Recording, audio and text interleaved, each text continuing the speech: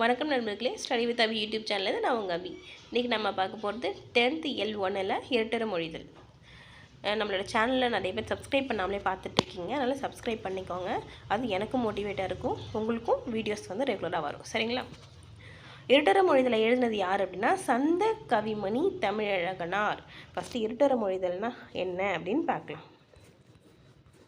இரட்டர மொழிதல் அப்படின்னா ஒரு சொல்லோ சொற்றொடரோ இரு பொருள்பட வருவது தான் வந்து இரட்டர மொழிதல். இது நம்ம ஸ்கூல்லேயே படிச்சிருக்கோம், இருந்தாலும் நம்ம வந்து சொல்கிறேன். சரிங்களா? இதை நான் வந்து சிலோடைன்னு சொல்லுவாங்க. இரட்டர மொழிதலுக்கு வந்து இன்னொரு பேர் என்ன அப்படின்னா சிலோடை. இது ஒரு இடத்துல சிலேடைன்னு சொல்லுவாங்க, ஒரு இடத்துல சிலோடைன்னு சொல்லுவாங்க. சரிங்களா? அது வந்து இரட்டர மொழிதலுக்கு இன்னொரு பேர் என்ன அப்படின்னா சிலோடை இல்லைன்னா சிலேடை. சரிங்களா? இது வந்து செயலிலும் உரைநடையிலும் வந்து மேடை பேச்சில் வந்து சில பேர் வந்து பேசுகிறது உண்டு, சிலோடையில் பேசுகிறது. சரிங்களா? யார் பேசுவா அப்படின்னா வந்து கீவாஜா அவர் பேசுவார். அதே மாதிரி ஒரு ஒரு விஷயத்தை ரெண்டு பொருள் படுற மாதிரி பேசுறது. சரிங்களா? இப்போ நம்ம பாடத்துக்கு போவோம். சரிங்களா? 4 லைன் தான் ரொம்ப இம்பார்ட்டண்ட். இதில் நுழைமுன்னில் ஒன்றும் பெருசாக நமக்கு கொடுக்கலங்க. சரிங்களா? விண்ணோடும் முகிலோடும் உடுக்கலோடும் அந்த கதிரவனோடும் நம்ம அந்த மாதிரி ஒரு எக்ஸ்பிளைன் தான் கொடுத்து தமிழில் வந்து இப்படி இருக்குது அப்படின்ற மாதிரி கொடுத்துருக்காங்க. ஃபஸ்ட்டு என்னென்னா தமிழையும் எதையும் கம்பேர் பண்ணுறாங்கன்னா நம்மளோட தமிழ் மொழியவும் ஒரு கடலில் உள்ள ஒரு கடலை. சரிங்களா? இது ரெண்டுத்தையும் கம்பேர் பண்ணுறது தான் இந்த பாடம். படித்த ஆழிக்கு இணை. ஆழினா என்ன? கடல். ஆழினா கடல். சரிங்களா? முத்தமிழ் துய்ப்பதால் முச்சங்கம் கண்டதால் மெத்த வணிகலமும் மேவலால் நித்தம் அணைக்கிடந்தே சங்கத்தவர்க்காக ஆழிக்கு இணை கிடந்ததே தமிழ் ஈண்டு அப்படிங்கிற ஒரு தனிப்பாடல் திரட்டு பாடல். இது எதுலேருந்து கொடுத்துருக்காங்க அப்படின்னா தனிப்பாடல் திரட்டு. சரிங்களா? இது எந்த புக்லேயும் கிடையாது, இது வந்து தனிப்பாடல் திரட்டுலேருந்து எடுத்திருக்காங்க. இதுக்கு வந்து சரிங்களா? ஃபஸ்ட்டு வந்து தமிழன் இதை எப்படி சொல்கிறாங்க அப்படின்னா நமக்கு தெரியும் முத்தமிழ் என்ன? முத்தமிழ் வந்து இயல் இசை நாடகம், அதுதான் வந்து முத்தமிழ்னு சொல்லுவோம். சரிங்களா? அது வந்து வளர்த்தது தமிழ் அப்படின்னு சொல்கிறாங்க. அடுத்து இங்கே பாருங்கள், முச்சங்கம் கண்டதால். முச்சங்கம் என்ன சொல்லுவோம்? முதல் இடை கடை இதெல்லாம் வந்து முச்சங்கம்னு சொல்லுவோம், அதெல்லாம் வந்து வளர்க்கப்பட்டது. அடுத்து மெத்த வணிகலமும் என்ன அப்படின்னு சொன்னால் ஐம்பெருங்காப்பியங்கத்தில் உள்ள அணிகலன்களாக பெற்றது தமிழ் அப்படின்னு சொல்கிறாங்க. அடுத்து நித்தம் அணைக்கிடந்தே சங்கத்தவர்கள் யான புலவர்கள். சரிங்களா? அவங்க வந்து புலவர்கள், அதாவது சங்க பலகையில் அமர்ந்திருந்த சங்க புலவர்களால் காக்கப்பட்டது அப்படின்னு சொல்கிறாங்க. இங்கே கூட பாருங்கள், பலகையில் உட்கார்ந்துருந்த ஒரு புலவர் வந்து அவங்க எழுதுனால தானே நம்ம இன்றைக்கி வந்து தெரிஞ்சுக்க முடியுது. அவங்க தமிழை காத்ததுனால தான் நம்ம இன்றைக்கி தமிழில் என்னென்ன இருக்குது, தமிழ் எப்போ வந்து பிறந்தது அப்படின்றதெல்லாம் வந்து நம்ம தெரிஞ்சுக்கிறோம். சரிங்களா? அதுதான் சொல்கிறாங்க. அதே மாதிரி இது வந்து கடலுக்கு ஒப்பிடுறாங்க பாருங்கள். அடுத்து கடலுக்கு வந்து கடல் வந்து முத்தினையும் அமிழ்தினையும் வந்து தருகுது. அதுதான் முத்தமிழ் துய்ப்பது தான் தருவதுன்னு அர்த்தம். இங்கே கூட கொடுத்துருக்காங்க பாருங்கள், கற்பது தருதல் அப்படின்னு சொல்லிட்டு துய்ப்பது. சரிங்களா?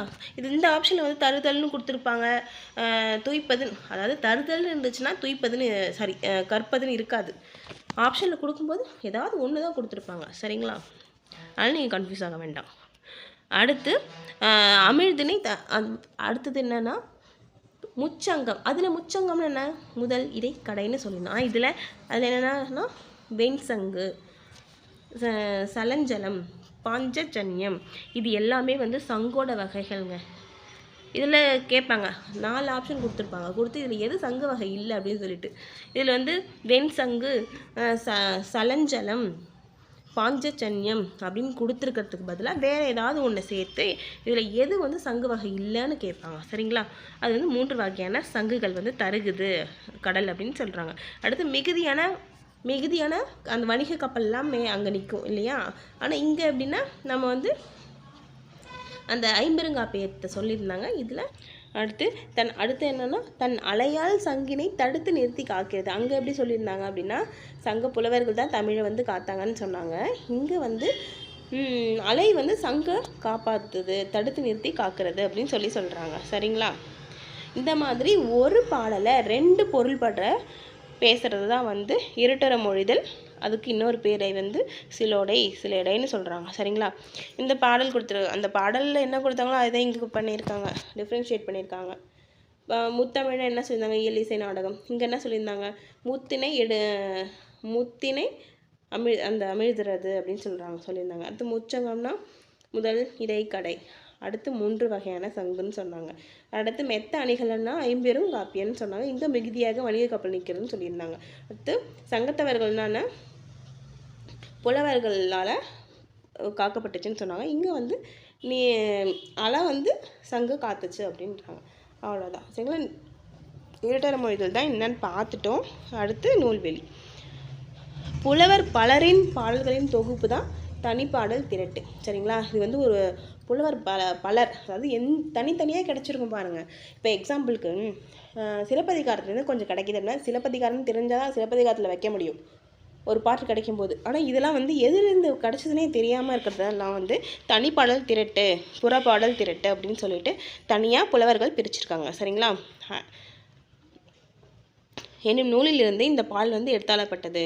இப்பாடலை படைத்தவர் வந்து யார் அப்படின்னா, இந்த பாடல் அந்த புலவர் யார் அப்படின்னா தமிழ் அழகனார். சரிங்களா?